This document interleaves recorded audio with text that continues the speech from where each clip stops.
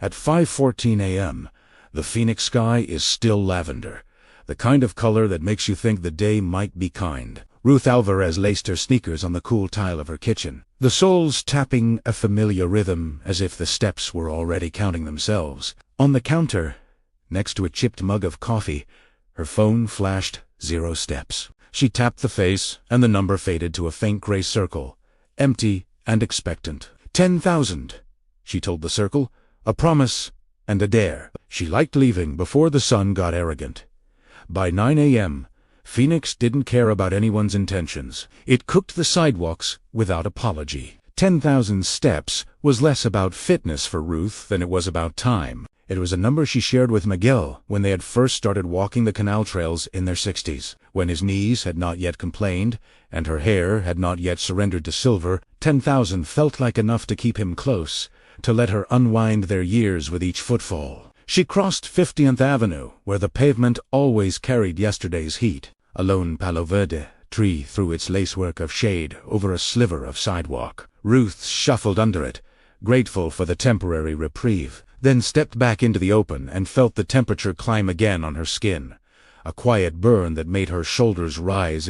On Wednesdays she walked with a group she'd helped form at the Saguaro Senior Center. They called themselves the Wednesday Striders, because no one wanted to be in a club that sounded like a Dr. S appointment. The group was a dozen people, strong and spirited, quick to share grandchildren photos and blister remedies and mortar recently, the best roots that didn't knock the breath out of your chest with heat. On the last Wednesday in June, the kind of morning when the news app curates headlines like early extreme heat warning for Maricopa County, the Striders gathered earlier than usual. Ruth watched Henry, who wore his baseball cap with a veteran S-pin and pretended his cane was just a fashion accessory, lean into the railing by the community garden. He smiled, but the smile was sweat-wet and tight at the edges. "We'll stick to the canal," Ruth told them, because the narrow line of the water had become a psychological ally, even if the banks were a tease of a breeze rather than a promise. They set off in 2s and 3s, the group strung out like beads on a thread, chatting and pointing to the rare patches of shade thrown by an apartment complex's bougainvillea or the long shadow of a billboard that briefly made the asphalt tolerable. Ruth had just found her stride when she heard someone call her name. She turned to see Maria waving, frenetic, near a bus stop. Something about the way her hands sliced the air made Ruth's stomach clench. She jogged, a word that felt foreign in her mouth, and saw Henry gripping the bench with both hands, his face the color of wet clay. "Sit," Ruth said, reaching for him. "I am sitting," he managed, which was the kind of gallows humor that endeared him to everyone. His cap had slid to the ground. Maria fanned him with a small notebook. An early bus hissed by without stopping. "Water," Ruth said, and several hands materialized bottles. He swallowed, his chest rose and fell in small bursts. Ruth looked around. The bus shelter was one of the old ones that had a small aluminum lip for shade but no overhead canopy. The sun hit the sidewalk, bounced off the curb, and came up under the bench like an enemy from below. When Henry's breath evened and the color returned to his face, he wiped at his forehead and croaked. "I thought the morning would be cool." "It was," Maria said, "for 20 minutes. They cut the walk short. Ruth wound down the day with angry, uneven steps that felt like a series of arguments with the city itself. That night, the phone on the counter filled its little gray circle to 9,400, an almost that tasted like blame. Ruth lay in bed, thinking about the space between shade and no shade, about how a few feet could be the difference between Henry cracking a joke and Henry being an emergency. It wasn't just the heat. It was the heat's alliance with things built without thought, for bodies that age, lungs that tire, hearts that want to keep going. The next morning, at the library, she stared at a blue and white flyer pinned near the reference desk. Learn to code for free. Burton Bar Central Library, Tuesdays and Thursdays, 3 to 5 p.m. Beginners welcome. She laughed out loud. At 72, coding felt like a word from a magazine targeted at people who ate lunch at their desks. And yet she stood there, index finger pressed to the paper, as if that would make the ink permanent. Beginners welcome. She read again, and thought about Henry. She thought about the map in her head that was coated in shadows and breezes, and the rare kindness of thick, old trees. If an app could count her steps, an app could help her place them. She went to the class. She arrived early and sat near the front, because if she was going to be ridiculous, she might as well be thorough. The instructor, a thin man with gentle eyebrows named Kevin, showed slides with words like variables and loops and functions. He spoke slowly and smiled at her when she asked to hear a definition again. Ruth disliked feeling like a first grader and loved it all the same. She wrote notes in a spiral notebook with the same concentration she'd once used to memorize phone numbers, before phones did that for you. On the third day, when the class built a tiny program that said hello back when they typed in their name, Ruth typed in McGay in capital letters and laughed when the screen answered hello, like an old friend, startling her on a street corner. She didn't let her eyes sting. She typed his name twice more, because owning a conversation with a screen felt like a minor miracle. Between lessons, she went hunting online for data. She learned that the city had an open data portal where anyone, even a retired bank teller with a stubborn step goal, could download a spreadsheet of every public drinking fountain, a map of tree canopy coverage, and a layer that indicated which sidewalks were aided. She clicked and downloaded and panicked when a file with the extension .shp appeared on her desktop, looking like something you could swear at, but not open. She returned to the library and cornered the librarian with the name tag that said, "Meredith?" Ruth asked, holding out her laptop like a supplicant offering a sacrifice. Meredith grinned. "You're not the first person a shapefile has humbled. Let me show you QGIS." They sat side by side at a public computer. The letters were large and the mouse was too slow. Ruth learned to read a map, not like a walker, but like a machine. Lines became edges, intersections became nodes, and the space between shade and no shade turned into numbers. That night she told her son on the phone that she was learning about graphs, and he said, like bar graphs, and she said no, like lines that are paths that are math, and he laughed in the way children do when they do not see their mother as a person who changes. On Saturdays, Ruth gathered the Wednesday Striders for the new thing that made her feel like a camp counselor: citizen science. She handed out tiny temperature sensors she'd bought in bulk online and rubber-banded them to the straps of people's bags and wrists. "When you feel a cooler spot," she said, "press this button. We'll mark it." They walked slowly and deliberately, not for steps, but for readings. Maria pressed hers under a line of mesquite trees outside the post office. Henry pressed his near a bus stop with a deep shade canopy where an angel with access to city budgets had splurged. Ruth pressed hers on the corner by the bakery that smelled like mornings back when Miguel would wipe his hands on a towel and say, "Let's split a conca." They mapped the feeling of relief. Ruth's granddaughter, Angie, who had 2 nose rings and gentle patience, came over one afternoon with a laptop covered in stickers. "You don't have to use QGIS for everything," Angie said, as if reassuring her grandmother that carrots were not the only vegetable in the world. "We could build a little web thing, make it like Pokemon Go, but for shade. Pokemon what?" Ruth said, but she wrote the name down anyway, because nothing had ever harmed someone who wrote things down. They built a simple map together using a library Angie liked called Leaflet. Ruth learned what a tile was in this context, and she laughed because it sounded like kitchen talk. She learned to say geojazawan with confidence, even though it smelled like a chemical. They took the city's data, their own points, the paths of the canals, and layered it into something that looked like a treasure map. Then Angie showed her how to write a function that, given 2 places, could choose the path that maximized a made-up number they called coolness, a weighted recipe of shade, trees, water stations, and time of day. They discovered that a stretch of sidewalk could be tolerable at 7 a.m., but punishing at noon depending on how the sun angled against a stucco wall that threw heat back at your shins like a dare. One afternoon, Ruth packed a lunch of cucumber sandwiches and went to a meeting she had crashed by emailing a generic address that read something like heat@phoenix.gov and saying, "I am a citizen and I have an idea, and also I have some data." She arrived at a drab conference room with institutional carpet and a table shaped like an awkward C. The people in the room were younger and wore badges. They introduced themselves as city planners and GIS analysts, and someone with the glorious job title of Heat Response Coordinator. Ruth put her laptop on the table and noticed her hands shaking, so she folded them in her lap. She opened the map. She showed them the routes that felt like mercy. She pointed at a neighborhood where shade trees leaned in like parents watching a sleeping child, and the temperature had dropped 6 degrees, according to their sensors. She showed them a corridor near a grocery store that might as well have been a frying pan, all exposed asphalt and no break in the light for 4 blocks. The heat response coordinator leaned forward and said, "Is that Maricopa County data?" And Ruth said, "It's ours and yours." Together they asked questions she didn't know how to answer with math, so she answered with stories. She told them about Henry at the bus stop. She showed them where Maria pressed the button under the mesquite. She admitted the places where the map was wrong because a construction site had temporarily erected a wall that made a deep, cool shadow at 3 p.m. And she had not known how to tell that to a computer. "Could we try this for one neighborhood?" someone asked.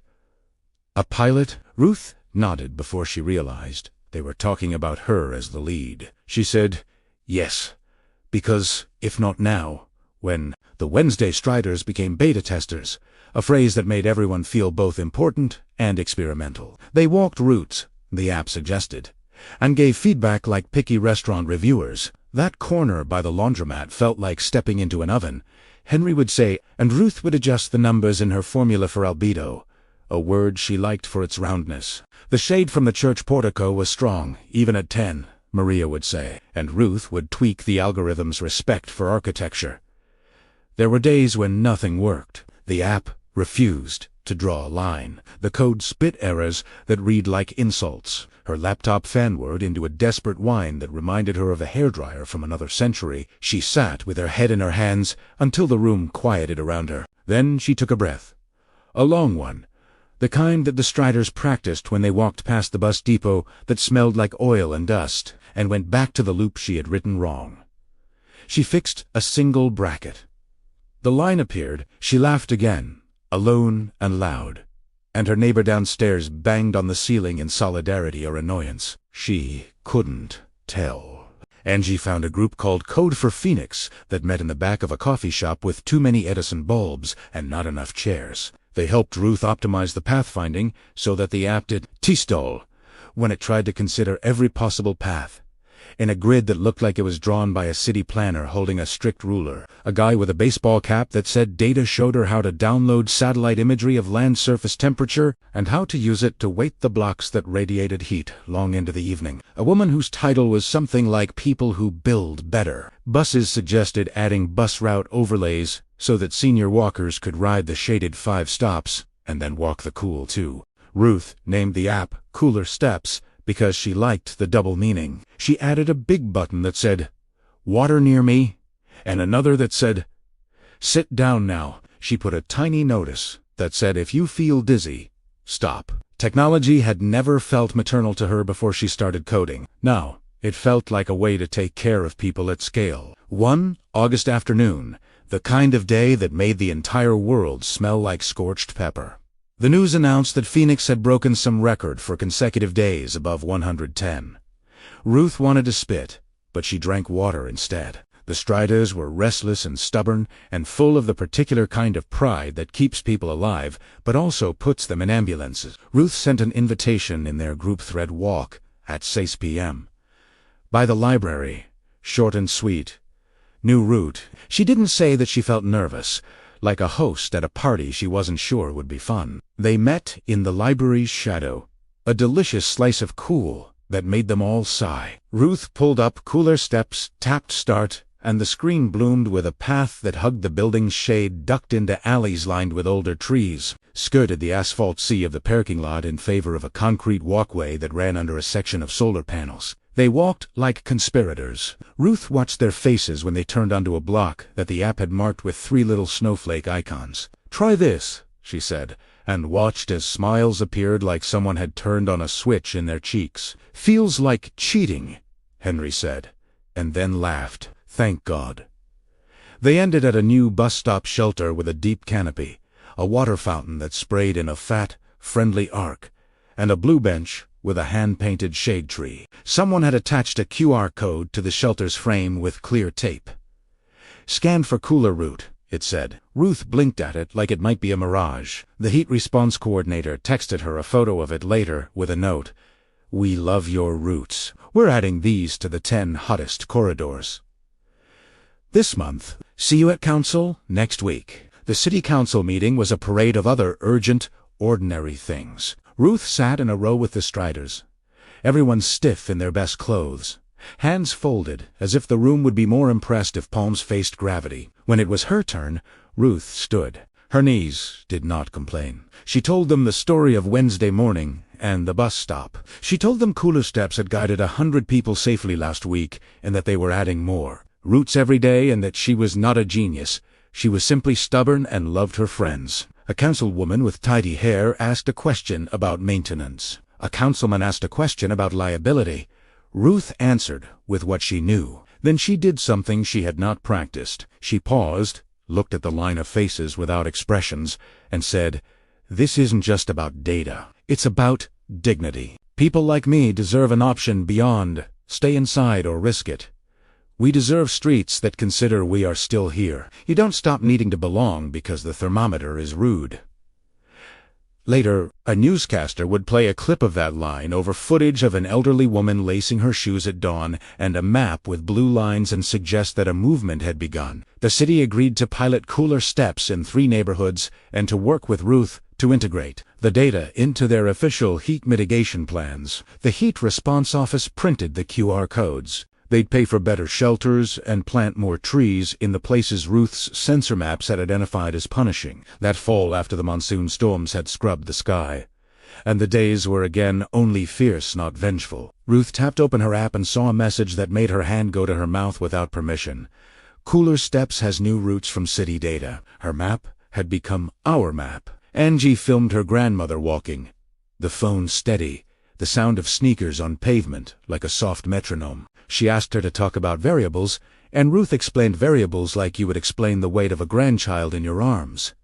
Changing but meaningful. She talked about shade as if it were a right. They posted the video. People wrote things like, "I didn't know I could start this late, and my grandma is watching this with me, and now we're signing up for a class." When Miguel had died, Ruth's world had shrunk to the radius of a grocery store and a church and the canal path, where she could think without interruption. The math of walking, the simple, incremental, here and then here, had made the loss bearable. It felt like a joke, almost, that the radius had expanded again because she had dared to poke at it with code. What a lobely ridiculous world where punctuation and patience could change how your feet felt on a Wednesday. The Striders became ambassadors. They printed Cooler Steps on the back of their t-shirts, in a font big enough for anyone to read. They showed other seniors how to use the app at the library. They held up their phones at bus stops, like a youth group sharing a new song. Henry became the unofficial helpline, taking calls that began with "my phone 1T, and ending them with, "got it working. See you at 8. Maria organized a Saturday shade audit and invited her teenage neighbors, who came for the snacks and stayed to argue about whether a metal fence created a dry blowtorch wind. One evening in November, Ruth walked with a woman who had just moved to Phoenix from Minnesota to be closer to her daughter. The woman wore a baseball cap and a worried expression. "I used to be in a walking club," she said, "but here I just feel chased by the sun." Ruth nodded, then showed her the route for their evening. She pointed out the places where the algorithm liked the building's shadow. The alley with the ornamental citrus tree. The way they'd pivot away from the long, exposed wall of the grocery store. They walked, and the woman's shoulders dropped. At the end, she looked at Ruth with something like relief, like someone being let into a room they didn't know they had a key for. "I can do this," she said. "I am not done." "You are definitely not done," Ruth said. The words settled in her chest like a warm stone. The week the city announced they were integrating Cooler Steps methodology into their heatwave planning, they held a small ceremony in a park, where the playground equipment had shade sails installed like a fleet of vibrant kites. Ruth stood next to the heat response coordinator and a councilperson with tidy hair and a child who wouldn't stay still for photos. The coordinator handed Ruth a certificate that said Citizen Innovator and a plant in a pot painted by someone as first grader. "It's a desert willow," he said. "It's for your porch, for more shade." Ruth watered the plant and set it near the railing, where it could get morning sun and afternoon kindness. She sat and let the evening air wash over her like the end of a day at the beach when your skin is tired but satisfied. She opened cooler steps and tapped to start a route to the bakery. It was Miguel's birthday. She would buy a conch. The route did what it always did now. It traced a soft line along the city as hard edges, choosing mercy where it could. It guided her under a building's cantilever, around a heat-trapping parking lot, past a mural of a saguaro painted by someone with a tender hand. Ruth walked and counted, not out loud, but in the quiet way one counts blessings when the day has been generous. At the bakery, the air smelled like sugar and cinnamon. The teenager at the counter handed her a pastry and said, "I saw you on the internet," in the way teenagers think is a compliment, and Ruth laughed and said, "I saw me on the internet too," and paid and tucked the paper bag into her tote. On the way home, she stopped at the bus shelter with the blue bench and the taped code. The tape had been replaced by a neat metal placard. She scanned it, not because she didn't know the way, but because it delighted her that a flat square could pull down a safe path out of the air. The route adjusted, adding 2 minutes to duck under a row of shade trees someone had planted in the spring. She thought about all the small acts of care layered into a city. She thought about the idea that you could teach a machine to find them. Her phone buzzed as she walked. A message from the Wednesday Striders. A photo of Henry and his cane held like a scepter, a caption that said 10,003. Ruth smiled, and the smile moved through her like the first cool breeze of the morning. She looked down at her step counter, 9,862. She slowed down. She didn't need to race the number. It would meet her at her front door. She paused, holding the bag with the concha, as if it were something fragile. She took the last steps on the tile. The little tap, tap, tap that had started her morning. The circle on the phone filled in and then glowed. 10,000. She touched the screen. "We did it," she said. To Miguel, to the city, to the code, to the girl in the library who had seen the flyer and laughed and gone anyway. She broke the pastry in half, placed one half on a small plate next to the photos of a man with gentle eyes, and sat down to eat her share. She had built a path out of heat and grief and patience. 10,000 steps was no longer just a number. It was a circle, full and repeating, a way to keep moving and a reason to lead.